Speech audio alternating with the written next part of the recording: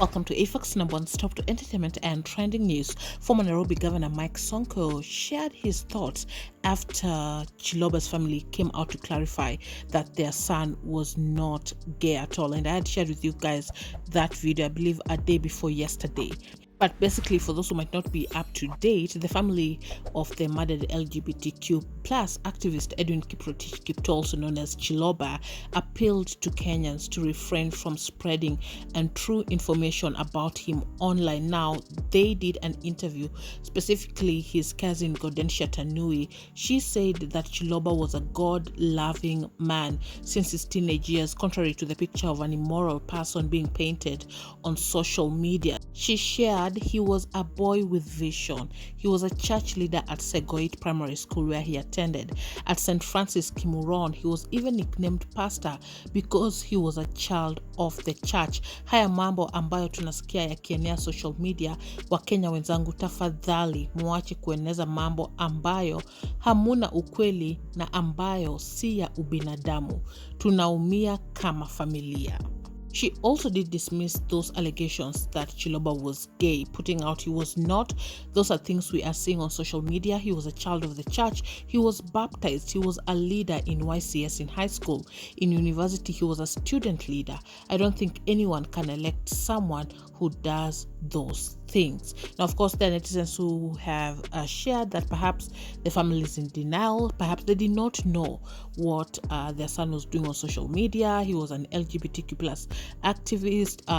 The video that I shared with you guys, I mentioned that, of course, we do know that the dead cannot speak, but we can go with what Edwin Chiloba put on his social media, and just his Instagram bio itself, he has the rainbow flag. He was celebrating Pride Month. His captions, his hashtags really spoke a lot. So either the family were in the dark, or perhaps he truly was not gay, but whatever he put out maybe implied that he was. Anyway, like I told you, former Nairobi Governor Mike Sonko reacted to that, and he put a long statement, and I want us to just go through it. So he wrote, "Family of slain Edwin Chiloba demand for justice, and they have dismissed claims that he was LGBTQ. As a family, we know our child came to university. He was in his 4th year. The other things we are seeing on social media, we don't know. He was brought up as a Christian at St. Francis Kimuron. He was called pastor, and he was a student leader in charge of YCS. So these are the things we are hearing. We do not know.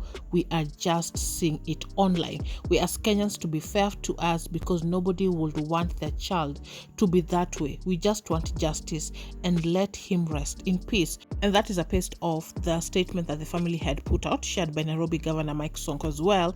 And he continued to say, "For now, let's all respect the family request and tukubali Edwin Chiloba to rest in peace, but let this be a good lesson to us all, the parents with children in different institutions.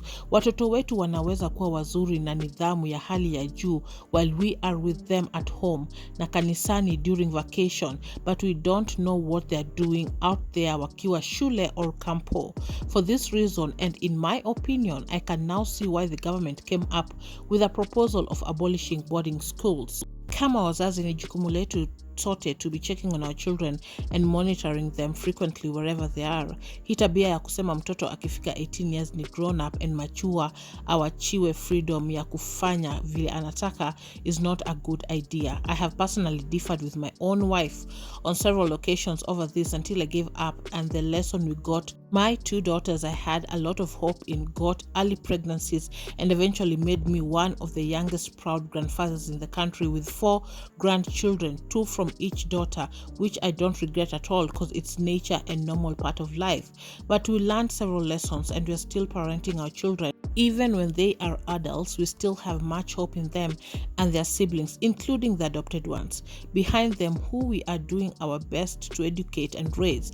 But mjue hii lesson ya mtoto umleavo ndivyo akuavyo is real, and at some point it's good for parents to be strict and monitor every activity our children, whether above 18 or below, are doing while away, because we sacrifice a lot to raise them." And I think from this we have picked up what Mike Sonko is putting out, without basically blaming Chiloba's family, that you might be raising a child, you might be with a child, and you think you know them well, but what they are doing out there might not be comfortable for you. You might not even know. So it is important that you be in your child's life, get involved even after they are 18 years. And of course, we have seen one of the things that he has pointed out, the abolition of boarding schools, because your child is very far away from you. You don't know what is happening out there, who they're interacting with. And maybe, true to Mike Sonko's words, the family were not on social media. They did not know what was happening. Perhaps they don't, or even this is their first time getting to hear this LGBTQ plus community. And so on top of trying to figure out what happened to their loved one, why he was murdered, they also have to deal with this LGBTQ, which is being put on top of this situation, and they don't understand it and they don't believe it. And based on their reaction as well, perhaps Edwin Chiloba had not opened up to them and let them know that he was a member of the LGBTQ plus, because even through this all, they have denied what is being said out there. But they have not also put out, it doesn't matter whether he was LGBTQ plus, what we want is justice. We love him however he was. So that is not what we have gotten to hear. And so, like many families out there whose family members have come out to say that they are members of the LGBTQ plus community, some families really struggle with this, and perhaps it is double struggle for Chiloba's family because they did not know about it, maybe, and also not getting to hear it from him but from other people. It's also not clear if they got to hear any rumors, because Chiloba lived a very public life. He was posting everything on social media. Perhaps there's just that one family member or family friend who happened to hear what was happening and reported to the family, but they did not believe it. We will never know. But that is what is happening so far. You're up to date. Thanks so much for watching, and I will see you on the next one. Bye bye.